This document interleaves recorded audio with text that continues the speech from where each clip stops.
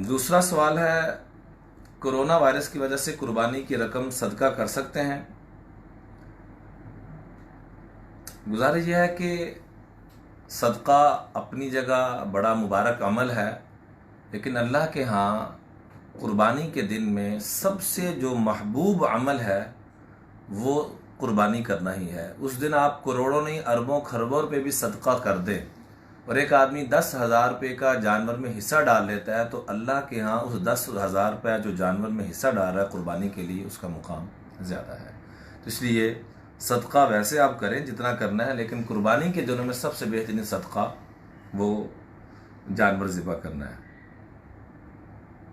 موجودہ صورتحال میں جب کرونا کی وجہ سے احتیاط کی جا رہی ہے تو کیا عید الاضحیٰ کی قربانی کا ارادہ ترک کر دیے جائے تو کیا گناہ گار ہوں گے؟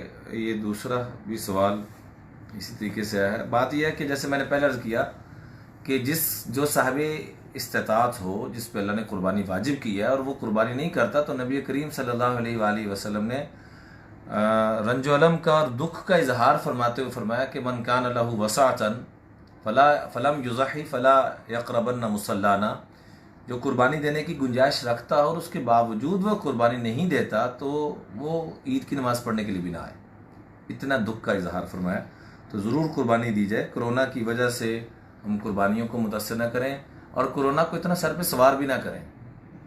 جتنا ہم کرونا سے ڈر رہے ہیں، اس کا 20واں حصہ اللہ کی قسم ہم اللہ سے ڈر جائیں اور گناہوں سے ڈرنا شروع کر دیں، گناہوں سے بچنا شروع کر دیں تو ہم اللہ کے ولی بن جائیں۔ میں یہ نہیں کہہ رہا کہ احتیاطی تدابیر چھوڑ دی جائیں، احتیاط کریں، لیکن سروں پہ سوار نہ کریں۔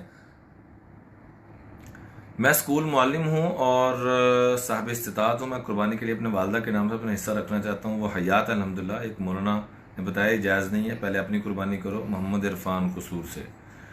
عرفان بھائی، گزارش یہ ہے کہ سب سے پہلے آپ کے اوپر اپنی قربانی واجب ہے، اور اگر آپ صاحب نصاب ہیں اس کے بعد آپ بے شک سینکڑوں ہزاروں قربانی کریں، جتنی بھی کریں، اس کی شریعت نے اجازت دی ہے، ضرور کر سکتے ہیں۔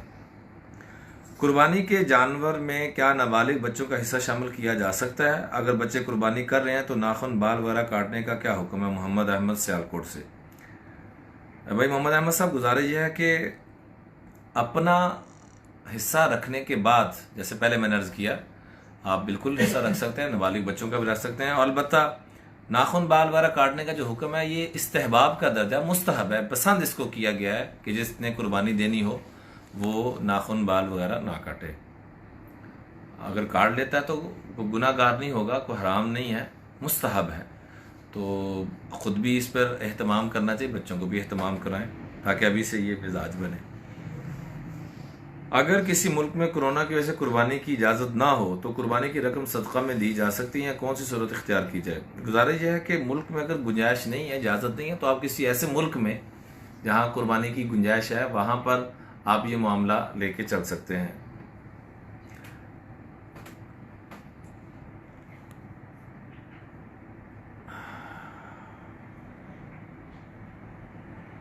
میرے 2 بھائی ہیں، باہر ملک گئے ہوئے ہیں، انہوں نے عید الاضحیٰ وہاں کرنی ہے تو قربانی بھی وہاں کریں گے یا پاکستان میں بھی کر سکتے ہیں؟